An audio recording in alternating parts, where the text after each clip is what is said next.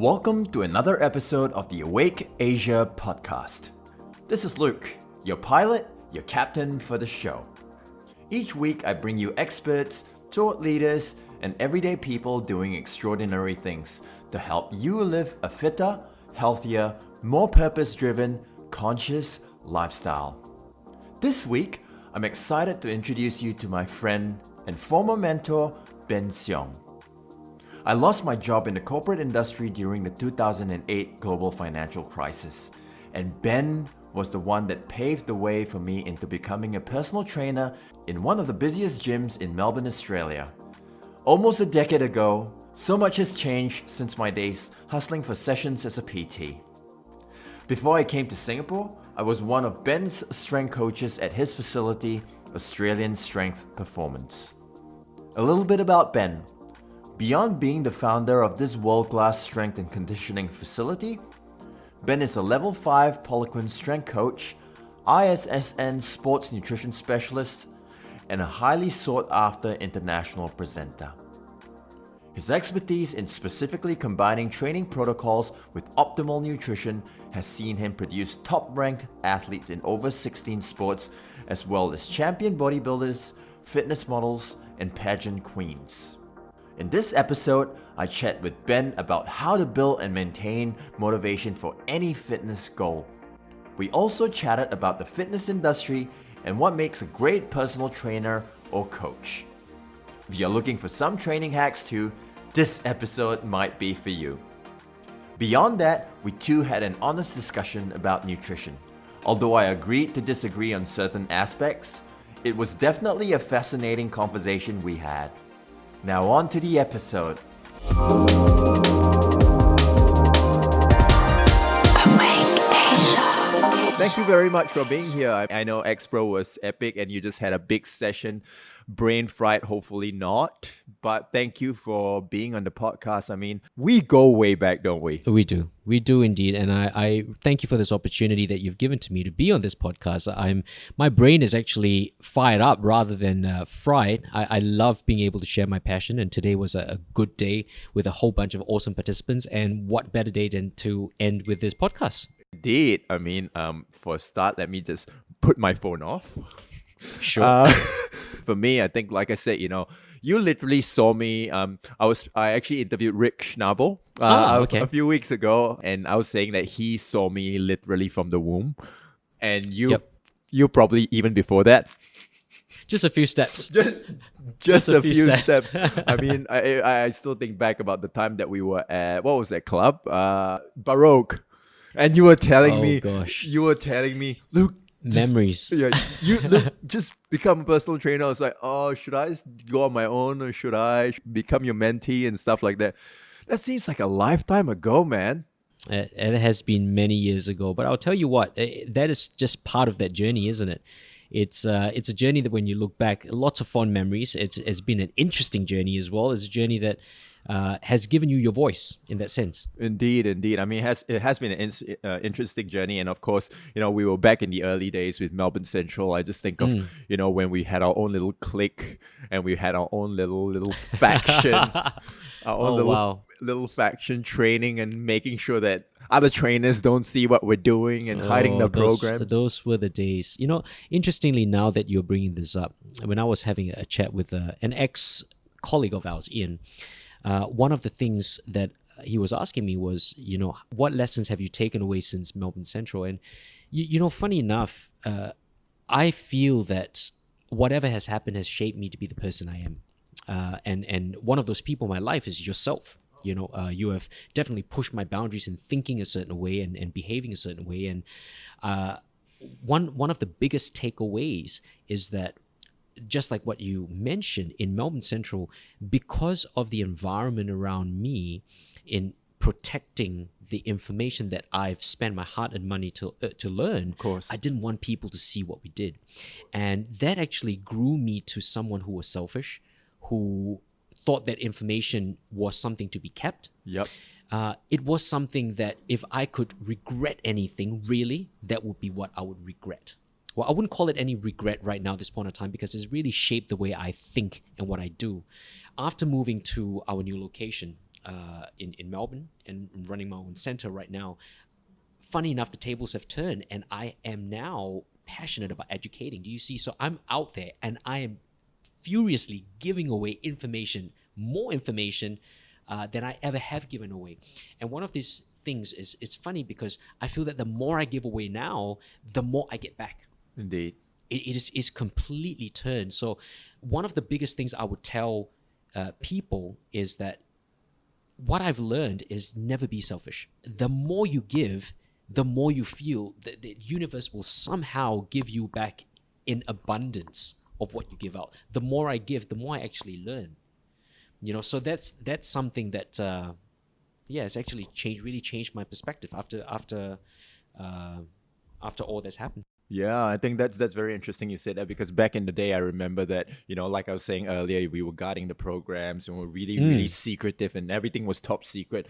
And I mean, I've seen a lot of your Instagram posts, and of course, being an educator, I just see you sharing a lot more, and it's almost like a black and white, and it's almost like a whole different person. And I think for me right now, in that sense, I was always stuck in that time, and I think through time, I realized that I think we both have changed. Absolutely. And I think a lot of it was through the courses that we did together. I think back Absolutely. about the time we were doing the course with Rick Schnabel, and how we're doing practitioners, and then how we're doing masters, and then I think we were kind of getting rid of our own stuff. Yep. I would not disagree. Absolutely. Yeah. Yeah, and just to see where you are right now, I mean, it's incredible. I mean, both of us have really progressed. And I think about the time that we were in Melbourne Central, and I don't know, there's something about Melbourne Central Fitness First which kind of makes personal trainers take the next step. There are a few other trainers that have really taken it upon themselves and grown their brands, grown their businesses. So I find that really, really fascinating. Do you realize that as well? Correct. I mean, if you look around us, I mean, there's so many, in Australia anyway, a lot of the more successful personal training businesses has actually been sprung from individuals that come from Melbourne Central. One of the reasons I actually think that's the case is because it was a gym that was the heart of the city. So Melbourne Central was the busiest gym out of all the Fitness Verses. We had about 37 different businesses running in that place. So for those of you that don't know, in Melbourne Central, in Australia, Fitness First is not an employer sort of a gym. It is one where you buy a franchise in, and you're an independent contractor. So you're running your individual business out of that place. Now, we had 37 different trainers at one point. So 37 different businesses vying for clients. It's either you had to become extremely effective in building a business, or, essentially you ship out. You leave the space. So I think for the trainers that had survived there over those years, we have become extremely efficient in building our niche. And when you are so efficient in building your niche, why would you continue to stay in a small place?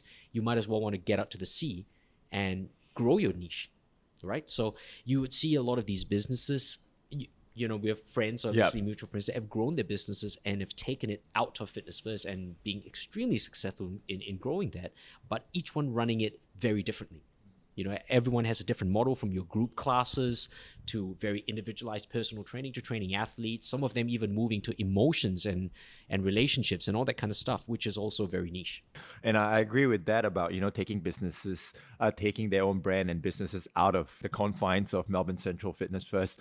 And what I found as well, and what you taught me back in the day was, we both know of many personal trainers who are very, very highly skilled in their craft, but they don't really know how to sell.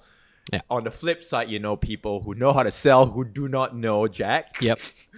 But the thing is that the guys that do not know Jack actually succeed and thrive, which makes me think that, personal training, especially in that environment, it's not just what you know, but it's how you sell yourself, how you present yourself. And I think that's often blindsided by a lot of personal trainers, thinking that it's just knowledge, isn't it? Absolutely. I think at the end of the day, it's like this. If you go see a hairdresser, a lot of the times you stay with the hairdresser because of that relationship the hairdresser's built with you, right? They know your story inside out. They know your name. They know your kids. They know what's going on in your life, and you feel comfortable sitting in that chair getting your hair styled.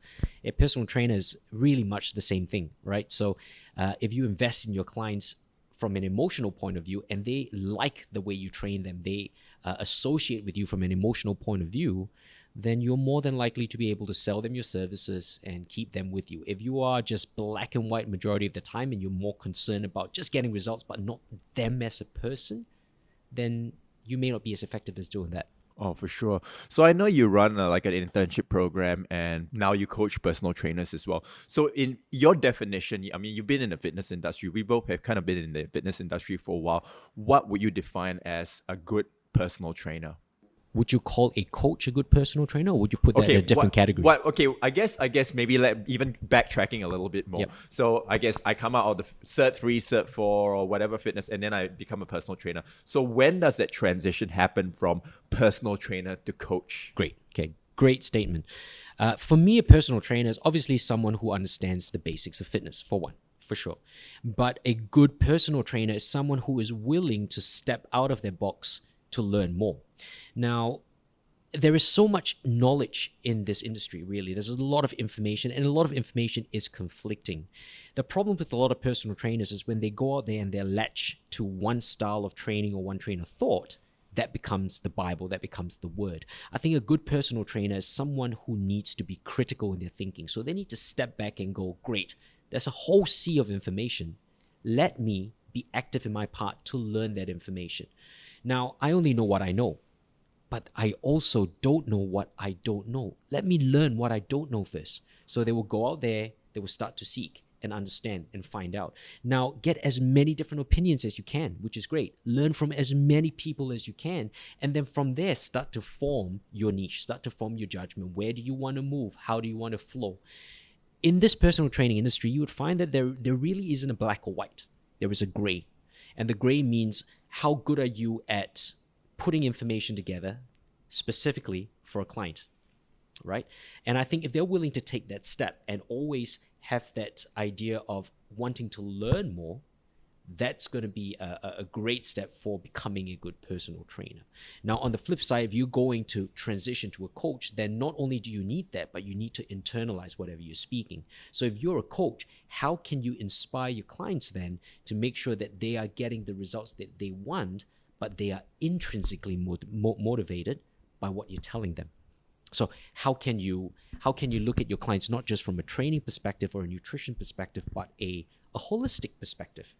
You know, because we understand fitness is not just about what is physical or what is eating. It's also what is their mindset. You know, understanding your clients in how they think, in how they support, how their thinking supports their continual actions and lifestyles is something that you continually need to work with them. Some people are good at that and some people are not as good. So you need to learn also how to balance your time with that. And I think that's very, very important to understand. Not just the training protocols, nutrition, but even within nutrition itself, it's also hormonal balance. It's also representational systems, like how they think, how they feel, and stuff like that. So I think that's really important. So, you know, you've obviously coached a lot of people, from athletes to the mums and dads. What is the best thing that people can do to kind of sustain and have a specific goal and sustain change over months, over years?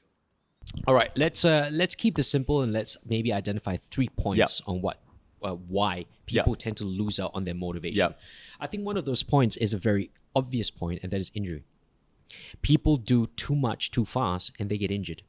Now, injury, as simple as it is the one thing that deters someone from continuing their journey. Let's say, for example, you're wanting a fat loss journey. You start in January. Everything is great. You go to the gym. You decide to go there 6 days a week. You train hard. But in that time, you don't consider recovery. So you're going to get injured in that process. Now, you're going to see good changes until you get injured. And then when you get injured, what happens? You can't train. You can't train as well. You injure your shoulder, your knee, you can't squat, you can't do this. And you start to get discouraged because the changes that you see are starting to unchange itself, right? So you get depressed, you start to eat again, and then you spiral out. So a lot of it happens because of injury. I think if you are smart, you need to be able to use a program that potentially would prevent you from getting injured, which also means that enough recovery, a program that doesn't overload on your body too much. That means take your progress slowly. And also learn how to assess the type of exercises that you do. It may not be suitable for you. So injury is a very obvious one. I think motivation as well. one other thing is that people expect to see too much change in too short of a time. Now, how impatient are we in our society? Everything is about convenience now, right? I want it now. I get it now. It comes the same with results. Now, it is taking you 50 years to get fat, and you want to lose all that weight in a matter of weeks. That's not going to happen, buddy. So I think people need to understand that, hey, if you want to lose weight, you set a target, that's great. Set yourself a target, but understand you're not going to get results straight away. Pace yourself. So I think everyone should start to make little micro goals on which they can hit, and then from those goals start to propel themselves, right? Now, in saying that as well, don't expect massive changes to start off with. Continue to move on following the process. I think what they need to do is trust that process. Fat loss, for example, is not a journey that is linear. You can't expect to lose fat a kilo a week. Sometimes you will plateau 3-4 weeks at a time. But if you're following the process, you can trust that you will continue to lose fat. And I think a lot of people drop off the bandwagon because if they hit a plateau, that's it for them. It's like, okay, that's it. I'm done. I'm not losing any more fat. I'm going to, stuff it. I'm just going to go back on my goals and I'm just going to eat and all that. So I think that one of those main things is really learn to pace themselves and not expect something too fast. And then the last one, I guess that is important as well, is that when people drop off in terms of motivation, they need to ask themselves, why do they start training in the first place? What essentially were their goals? If you do not have a deep connection to why you wanted to train, you will drop off. If training is a means to an end for you to look good, you will do everything you can to look good. But the moment you hit that point, what are you going to do? You're like, okay, that's my goal. I'm done. And you're going to start eating crap again. You're going to revert your lifestyle. But remember, if you have worked so hard to get to that one point, to stay at that point, you need to maintain your hard work, not reverse your hard work. And I think that's the dropping point for most people, is where they go, oh, I've got to this point. Now what am I going to do? You need to sustain it. Oh, no. Can I just start eating the 12 donuts I used to eat? Well, guess what? You will be back to where you were because you're doing exactly the same things. So in saying that, in short, it is making it a lifestyle, isn't it? You need to set a goal that allows you to make it a lifestyle, which means plan small little steps ahead of you, achieve those goals before you move on, and don't expect it to be a linear process. Why is such an important factor, especially when I go back to the time when I tore my pec and you helped rehabilitate me to my 2010 competition. And then 2013, my why was wanting to compete again as a vegan. Fully moving forward, it was a why that drove me to really do what I am doing today.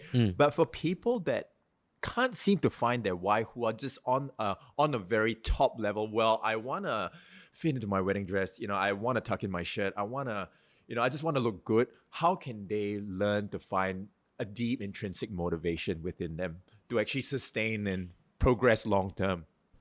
Well, my question is, do they really need to find a deep intrinsic motivation?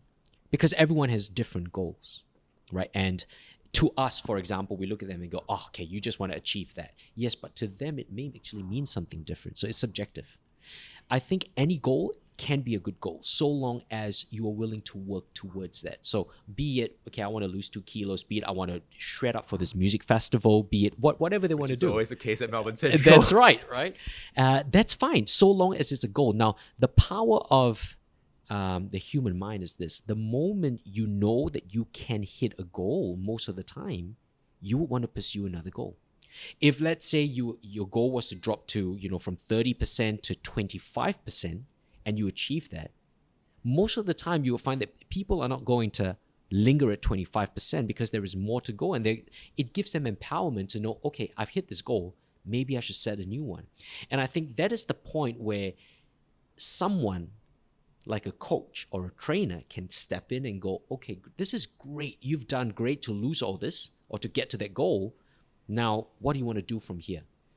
Is there a new goal we can help you set?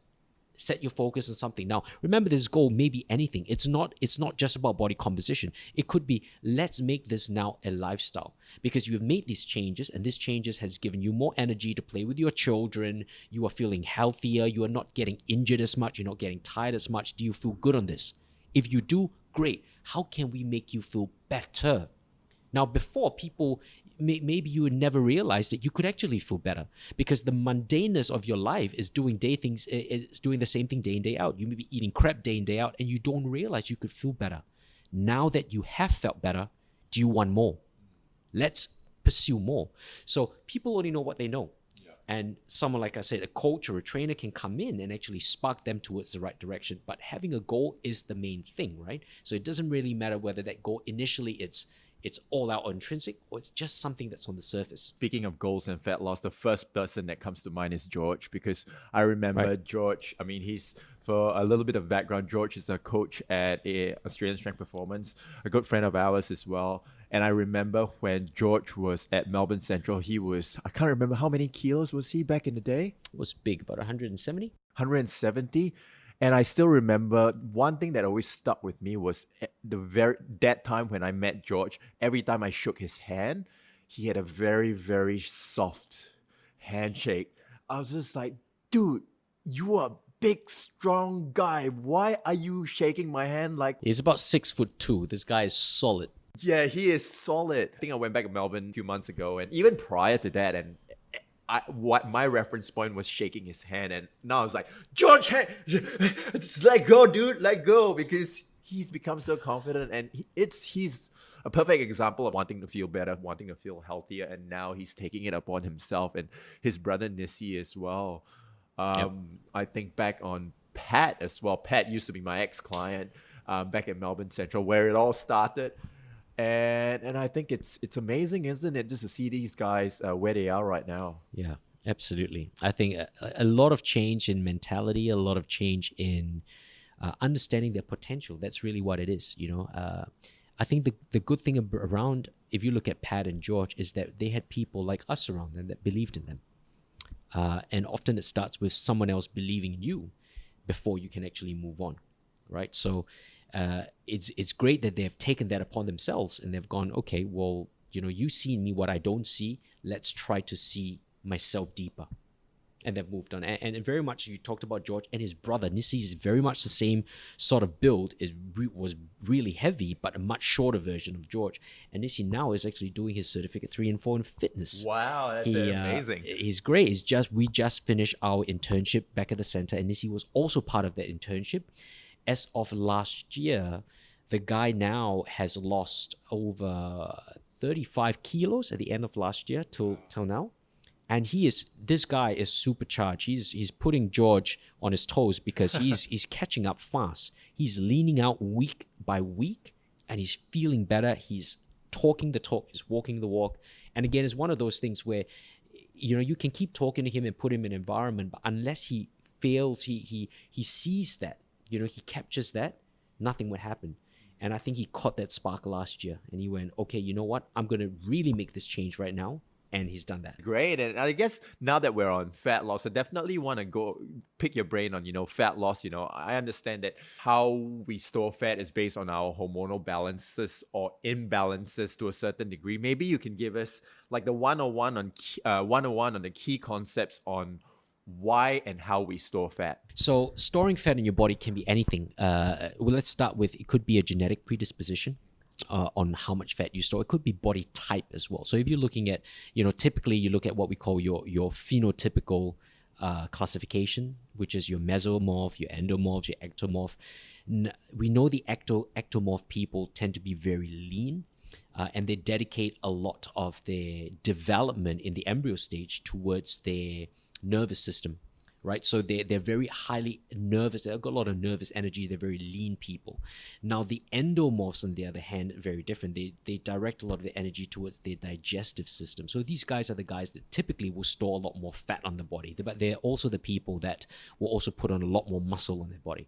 So even from a genotype or a phenotype point of view, from the womb, you can start to tell certain body types. So that's how they would store fat. Now, storing fat can also be a genetic predisposition to things, for example, how well you can detoxify certain estrogens.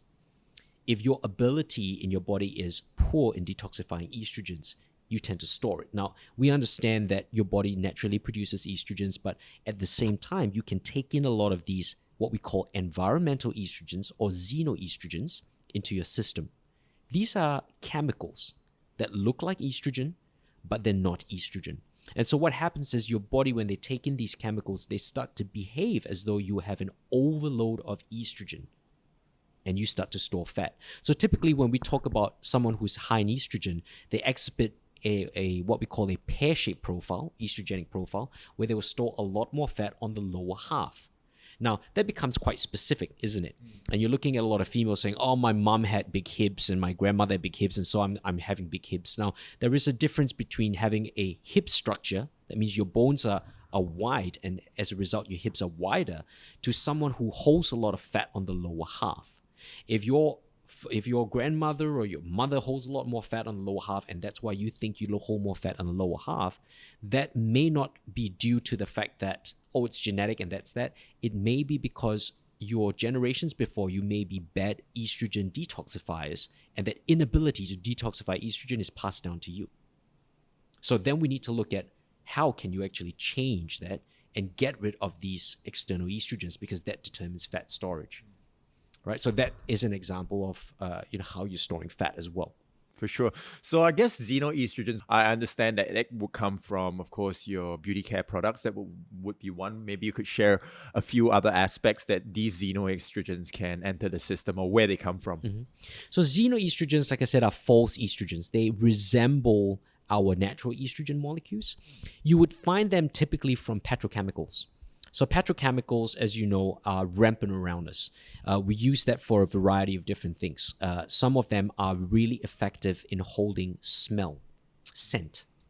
And those kind of xenoestrogens, we call them phthalates. Now, phthalates, for example, hold onto scent very well. Hence, they are being used in any sort of scented, scented candles, to perfumes, to that thing you hang in your car. To what we call new car smell, which is a spray being sprayed onto your car to make it smell new, and all that kind of stuff. So phthalates hold on to scent very well, and you would see that all around you. Phthalates is a xenoestrogen. If you inhale a lot of that, it actually acts as a castrating agent, because it increases the estrogen loading on your system. That means your testosterone is suppressed. Now, that's not a good thing. Now, phthalates is only one of them. You find a whole range of other ones, such as parabens. Parabens is also another xenoestrogen. It's from a petrochemical, and you will find parabens in your cosmetic products, in your hair products, from anything from gels to facial creams to shampoos. You would see a lot of that sort of stuff. So these are just an example. Now, if you're looking at a food example, for example, you might also liken something like margarine to a xenoestrogen. Right, or plastics. Now, margarine under the microscope really is about one molecule difference away from what a plastic is what we call a trans fat. So yes, it's a vegetable fat, but it's a vegetable fat that is a solid in room temperature. Now, we know that's not possible unless it's being put through a chemical process.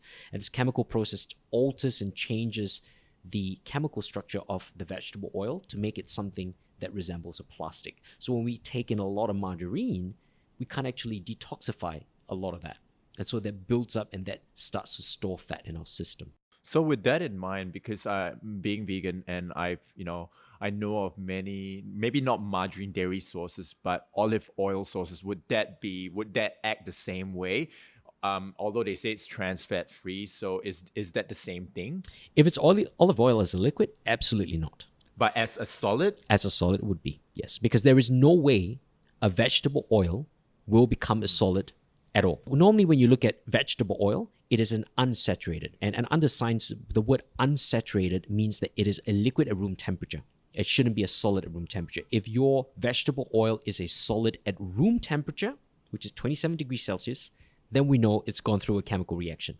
Now, coconut oil is a saturated oil, which is a vegetable fat, but saturated. But that means it is a solid at room temperature. So that's what it should be. Wow. So I guess the next point would be soy, because soy, from a plant-based side of things, I mean, I hear and seen a lot of research about soy.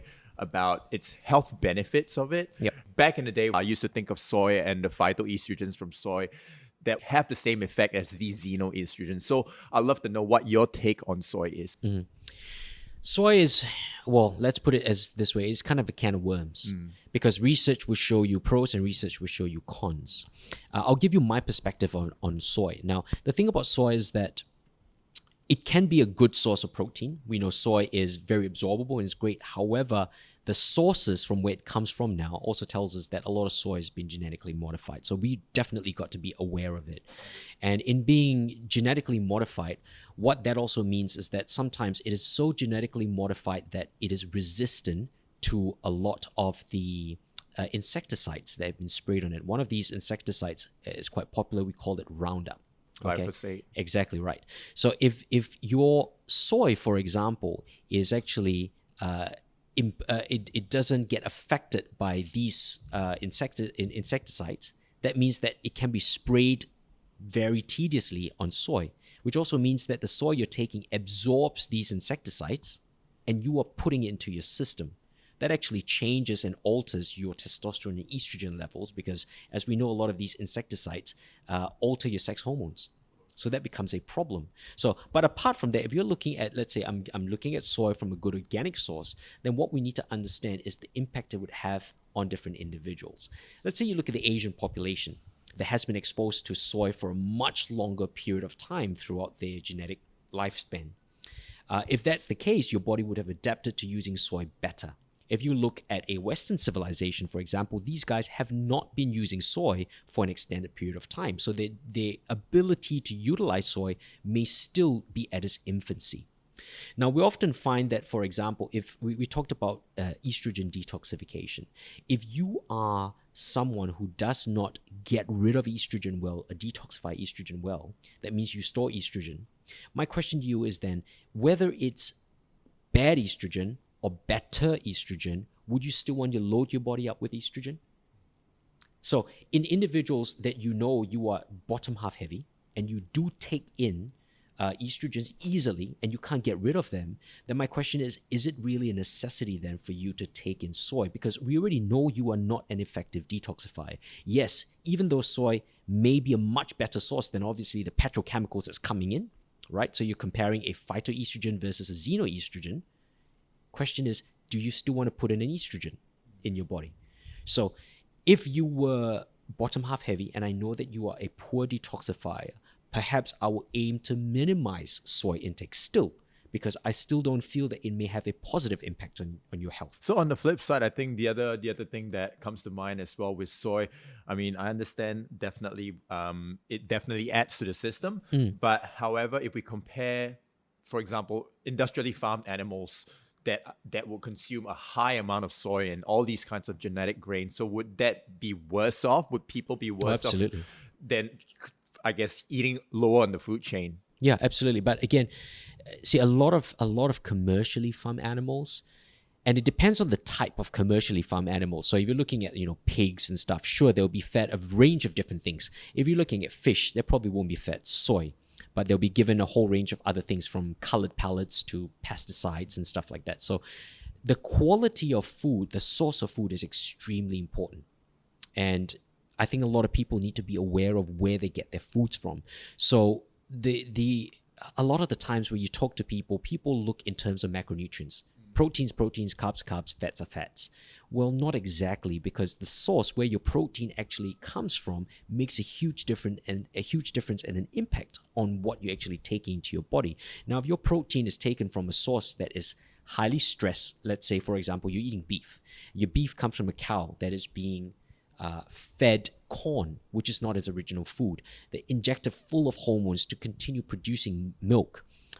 As well as a whole range of antibiotics and stuff like that, then the quality of that meat, firstly, is not going to be very good. Secondly, then you put your cows under a system of inhumane treatment and killing it inhumanely, then that cow is highly stressed. There'll be a lot of cortisol and a lot of chemicals within its meat, and then you're eating that. How can you not expect to fall sick? That's 100%. So the source of the food is very, very critical. And I don't think people pay enough attention to the source of where their food comes in. In Australia, for example, Australia definitely has tighter rules.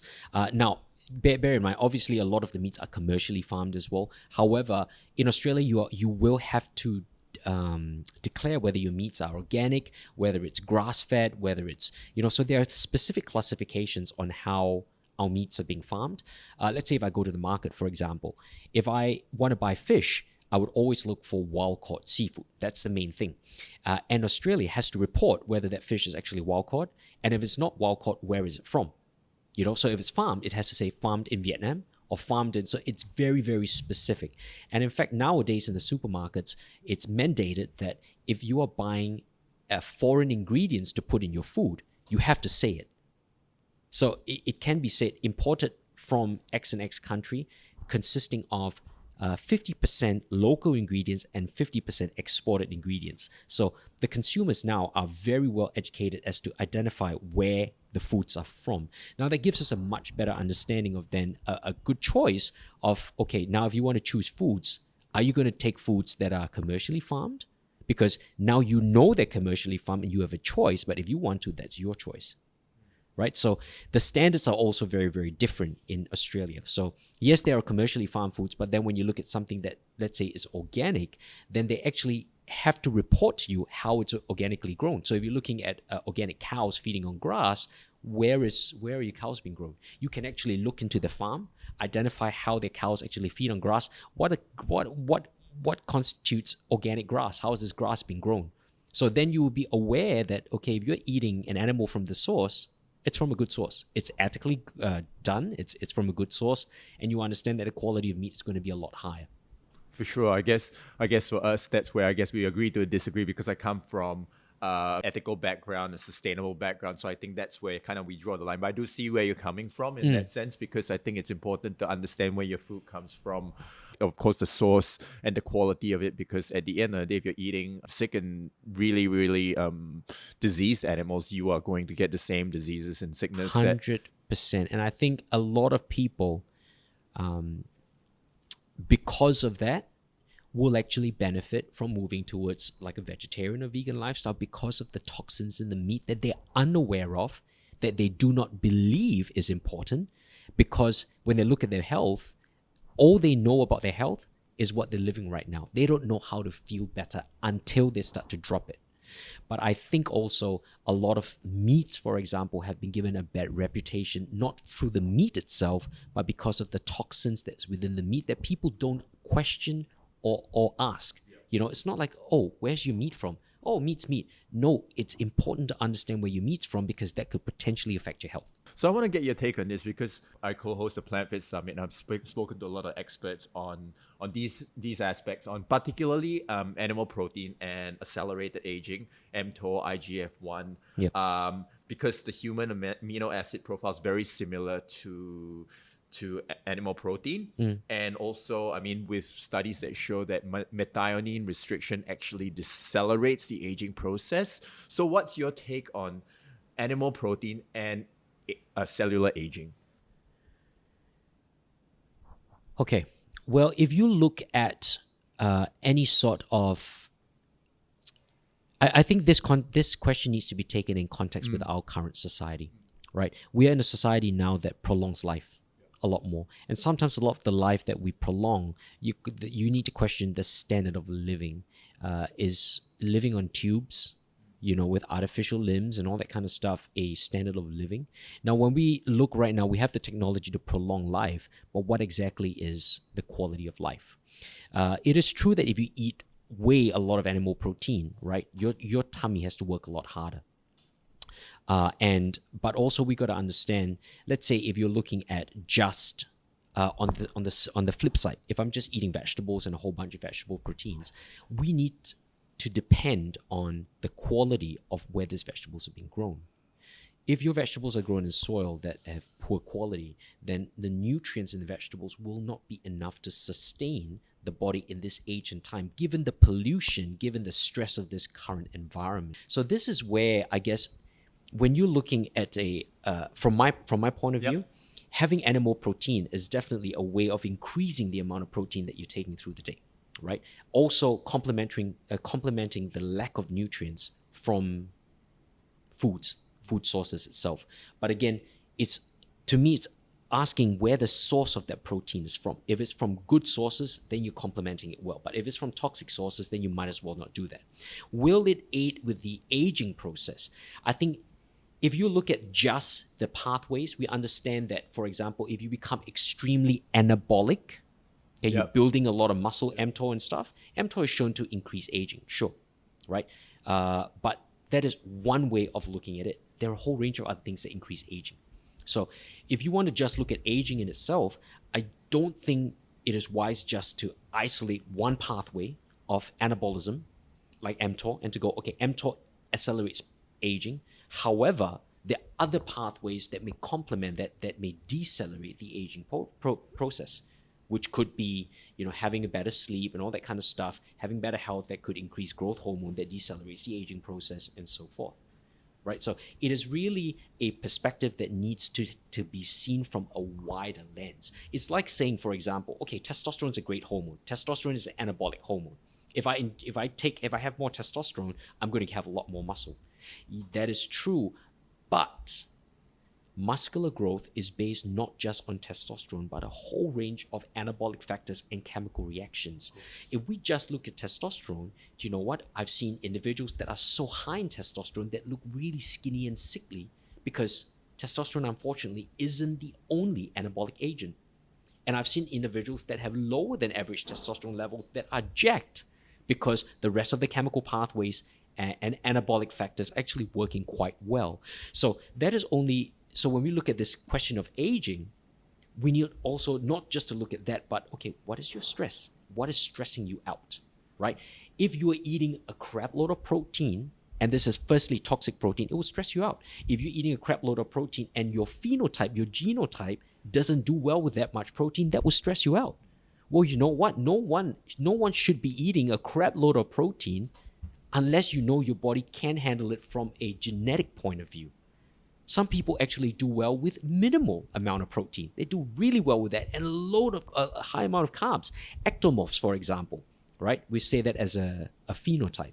These sort of people do extremely well with a very high amount of carbs. We know that because their nervous system is such a high drive that they will need a lot of glucose to process that. That's what they thrive on. Now, if these people go for a high protein, high fat, low carb diet, they will suffer.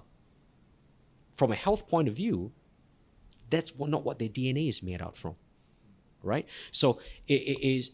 I'll tell you, it's very similarly, if you look at a vegan diet, for example, there will be certain vegans that would thrive and do really well on very, very high carb. Vegan diet's already much high in carbs. They would do extremely well on a vegan diet. Well, there are other people that may do well initially, but then will start to show symptoms of not doing as well. Maybe their genetic code may not do well with such high carbs. Maybe they need an additional amount of protein within them.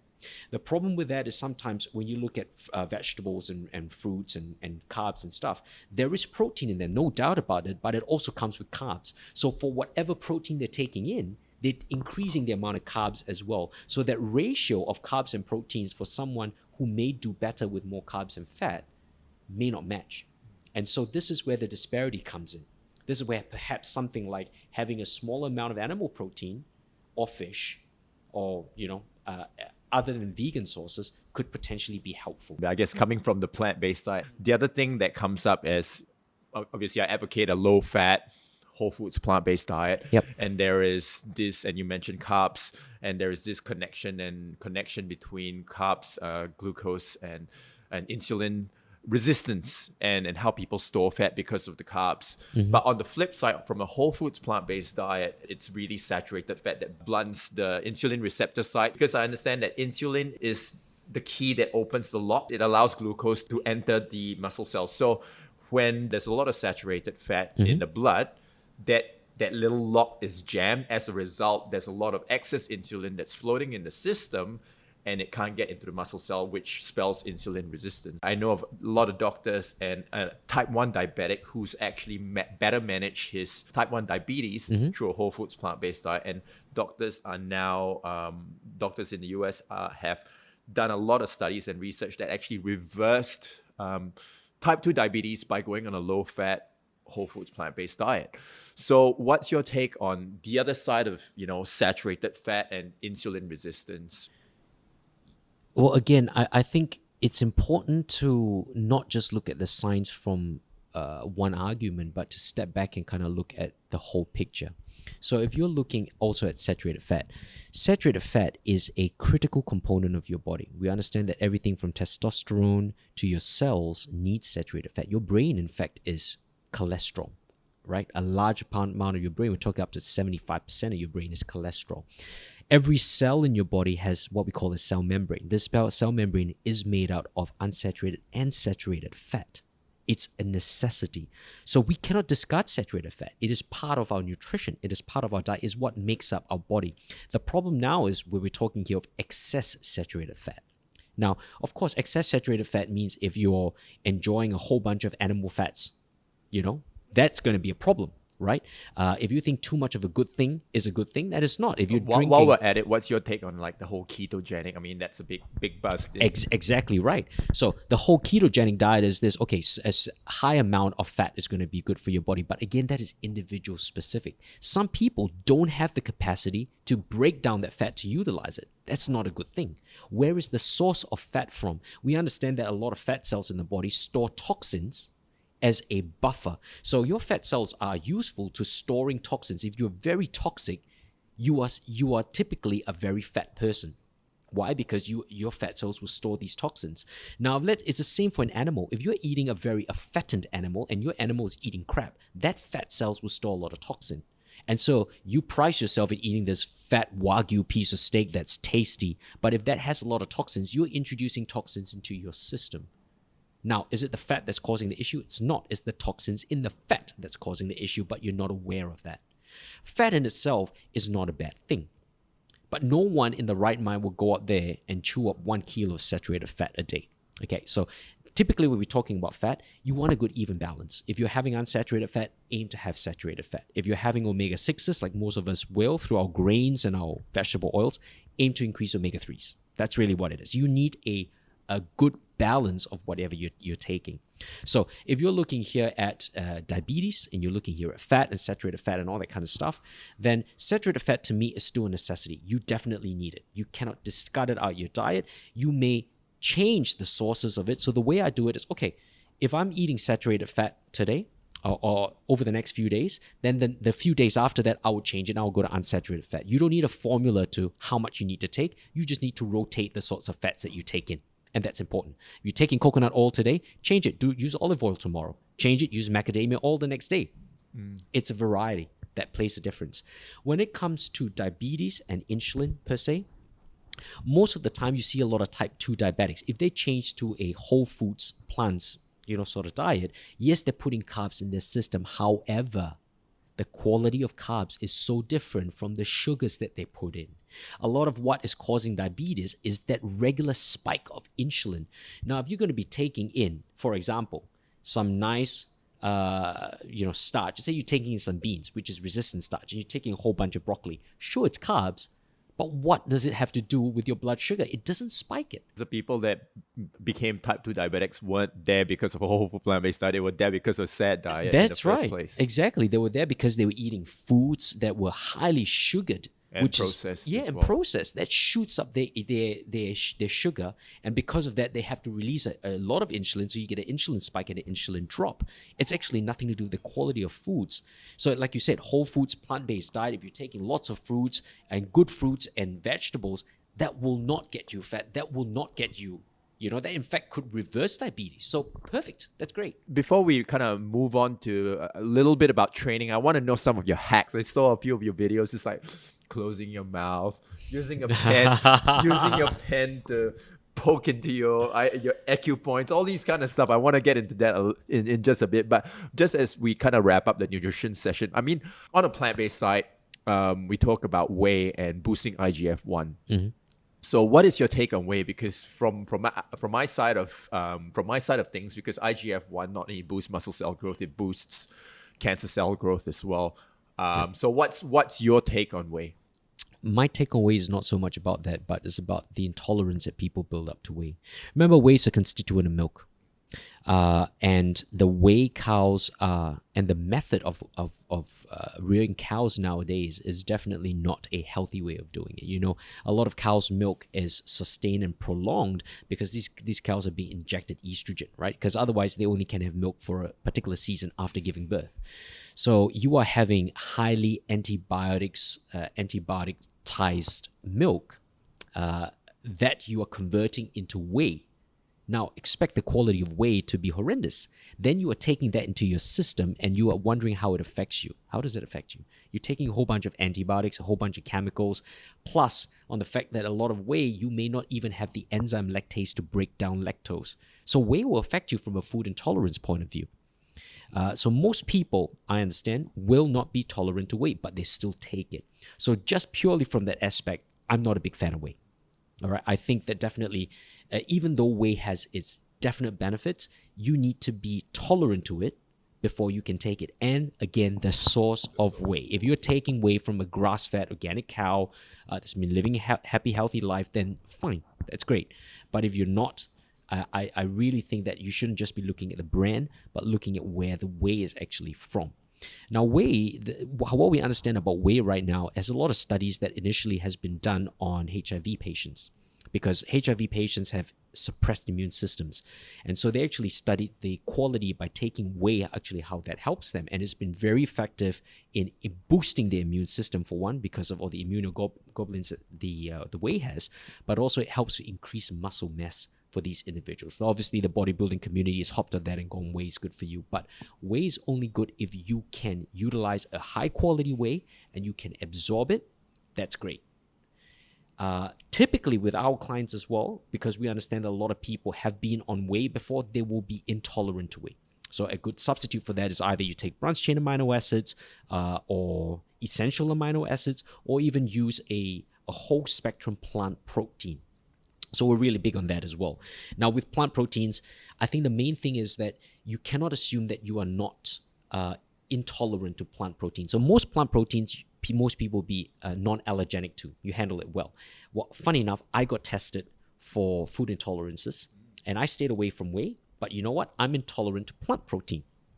What specific constituent? Pea protein. Oh, pea. Right. I can't actually handle pea, which is really interesting. And within my intolerance, I never picked it up. I never picked any sort of lethargy. I never picked up any irritation with it. I did feel a little bit bloated, but I did not attribute it to plant protein, because in my head, plant protein is non-allergenic.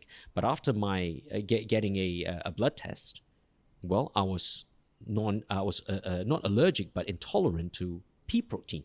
So I reckon if I took rice protein, that wouldn't be an issue. But most proteins that are higher, with pea. Exactly, is pea. So pea tends to be a higher amino acid profile. Most plant-based proteins out there actually use pea. Because pea is more tasty and has a better profile. Rice, for example, is very sandy. Yeah, it is. That's why. And hemp as well. Yep. So if I were to rotate, I may use whey, I might use hemp, I might use rice. But to be very, very honest with you, I don't touch any of that. Yeah, exactly. You know, at the end of the day, most of your nutrition should really come from food. Supplements is just 3 to 5% of your daily calorie intake. I mean, that's my perspective at least. So I guess now shifting gears to training. I mean, of course, I still remember the time that we were training and you did this voodoo thing on my wrist. Voodoo, yeah. Wrist and my I can't remember where else. So I want to know, like, I saw this recent video that you did with Lenora about the tongue.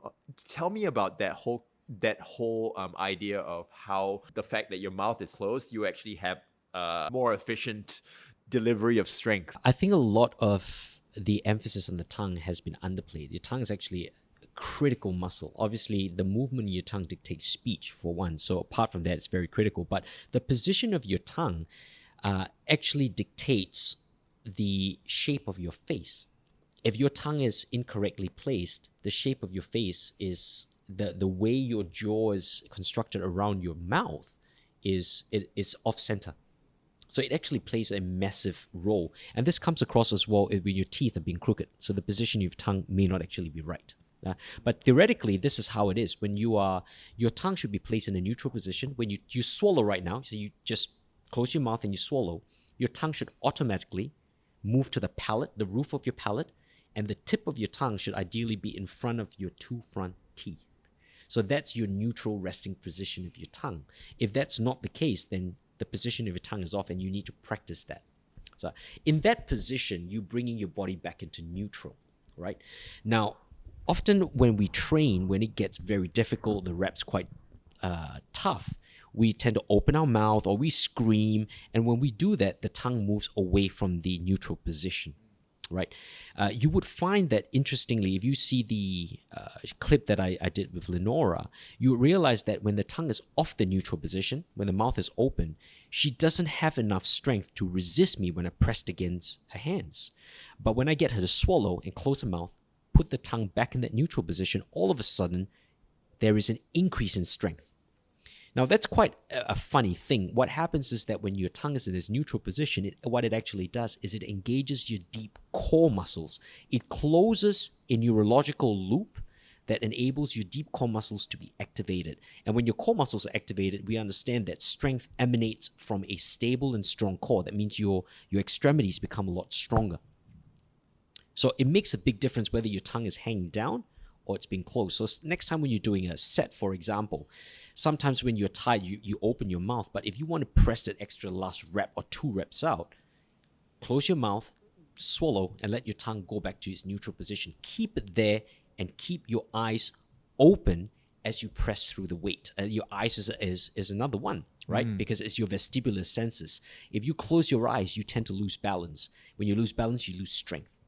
If you keep your eyes open, you got more balance, you find more strength. That's really, really fascinating, because when I think about some of those like gym blokes and they're just doing their lateral flies and their tongues are out. And so it's actually counterproductive. It's counterproductive. Yeah, it is. Wow, that's fascinating. So I guess that's one aspect. Maybe you could share beyond concepts of tempo. Maybe you could share a little bit more on how people can optimize their training in the gym. Again, it's asking what is the goal of the climb. Now, one thing I like to talk about is this concept of efficiency versus inefficiency of movement. The body was designed to be extremely efficient. That means you give us a load, a weight, and we want to move it in any way possible. So that's what people do. They go to the gym and they do a bench or they do a squat and they try to move it in any way possible using all their muscles, right? So whether it's good form or bad form, who cares? I just need to move the weight. That's what your body was designed for, efficiency. Now, if you're training for strength, sure, efficiency is a good thing. However, if you're training to sculpt your body and build muscle effectively, then you need to reverse that thinking. The paradigm shift here is looking at inefficiency of movement. Essentially, making a simple movement difficult instead of making a difficult movement simple. So for example, if I'm doing a bicep curl, if I'm swinging my whole body to lift a weight, that's efficiency, right? Your body wants to move the weight efficiently using all its muscles. But if I get you to isolate yourself, that means you're not meant to swing your back. You're not meant to use any other part of your body except your biceps. Then it's inefficiency. You're focusing on one muscle and you're bringing the weight up slowly, contracting your biceps when you can actually bring it up fast. You're going against what your body's aiming for. Why is that the case? Inefficiency is a great way to increase mind-muscle connection. So it increases that ability for your mind to contract the right appropriate fibers that you desire. And when you do that, you start to increase that tension that you create in that muscle. We understand that tension is actually an important component to build muscle, right? Without tension, you cannot effectively lead to hypertrophy. So I think a lot of people, when they go to the gym, they intend to move the weight, but they're not effective in building that tension. That tension is built through the inefficiency of movement, and that's what most people need to focus on. So tempo is one thing. Yes, you can follow tempo of 4010 or 2010, but if you're not concentrating on building that tension, you're still inefficient. It really depends on your goal, and I think that's why I always laugh when they say functional training, because functional training is just like the word natural being thrown around loosely. That's exactly. I agree, because a lateral raise may not be functional for a CrossFitter, but it's functional for a bodybuilder. Correct. Yeah. And I think efficient movement is not functional for a bodybuilder, but it's efficient for a CrossFitter. Exactly right. Yeah. That's exactly it. So it depends on what the goal is. I think it really comes back to a goal. And I think for me, you were my mentor, and I was learning from Charles Poliquin, and I know he's a very big mentor of yours Yeah. and a dear friend. And I would love to kind of go back to, you know, a little bit of what were your highlights. I know he's passed on, and his legacy lives on, of Sure, course. yep. What were some of your highlights throughout him being your mentor? I think the interesting thing about Charles was he was a walking encyclopedia. Obviously, he he was. knew so much. He read a lot. But whenever Charles spoke, he commanded a lot of respect. When I did a lot of his courses, and I remember paying exorbitant amounts of money to go for a consult with him. Often what I got from the consult and what I looked to get out of the consult wasn't the information that he was giving me. It was actually the way he delivered the information. The way Charles delivered information gave me an understanding of how someone would have a certain mindset in becoming successful. Because often when you look at successful individuals, it's not about what they say, it's about how they say it and what they've done. So kind of working with Charles was about that. When I went to a course, yes, the information was great, but I wanted to see how he delivered that. I wanted to see what was his underlying, motivation in delivering that. When I saw this consults that I sat with him and asked him about business, wasn't just about the information he gave me, was how he gave me that information. So I picked up all these little things from him, and I really felt that those little things was what actually contributed to my growth as a coach. And who you are today. Absolutely, yeah. Speaking of who you are today, you're not just a coach, but you're a fellow father. Yes. The face of your life. How's that journey been, and how has fatherhood impacted your way of living, and just life in general? I couldn't say, man, I tell you, words is not enough to describe this, right? I mean, as we both have become fathers, it's the most amazing thing ever.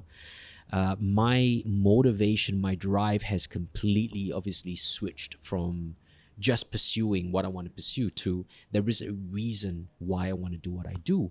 And obviously, my family is the number one reason. My beautiful wife, Tatiana, and my son, David, is the reason of pursuing what I'm pursuing.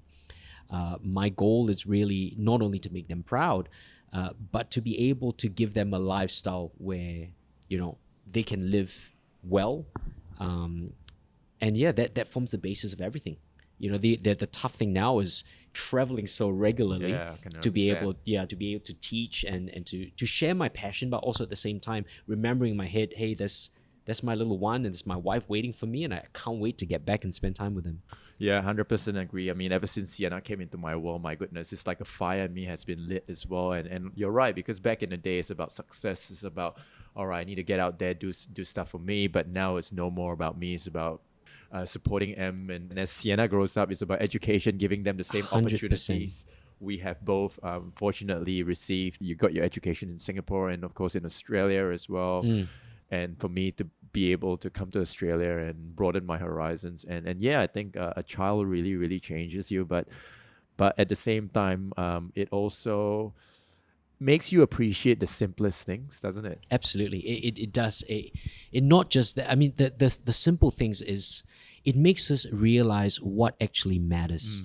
100%. Is that if you have lost everything in the physical that matters, that you think money, house, whatever, you still have that smile that you can go back to, and that makes things all worthwhile. Just to kind of wrap up, and this is a question that I ask everyone as a final question. So what does being awake mean to you?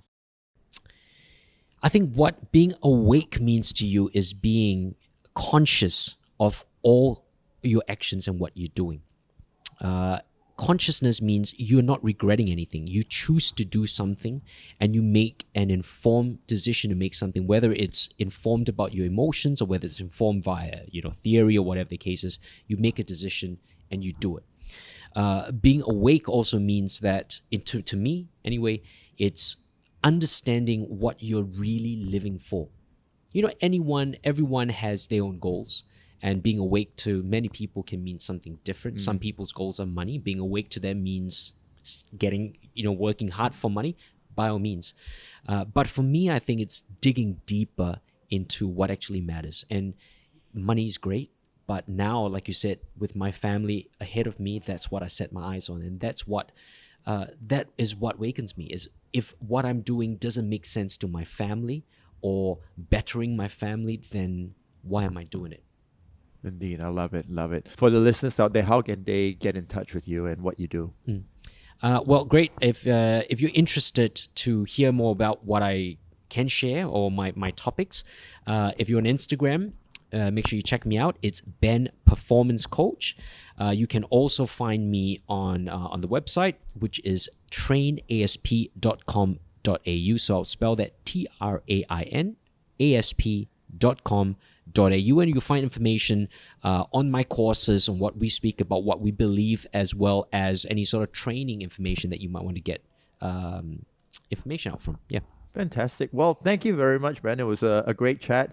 Bit of it's really, really good to catch up again. Reminiscing, really. Reminiscing of the good old days, and I think it'll be great to see what you do and just with Australian Strength Performance, and I guess coming to Singapore maybe more often. Absolutely, yeah. Thank you so much for having me here. It's also wonderful to just for me to say, to be able to see you doing what you're doing with a podcast like this, but not just that, actually seeing you excel in what you're passionate about.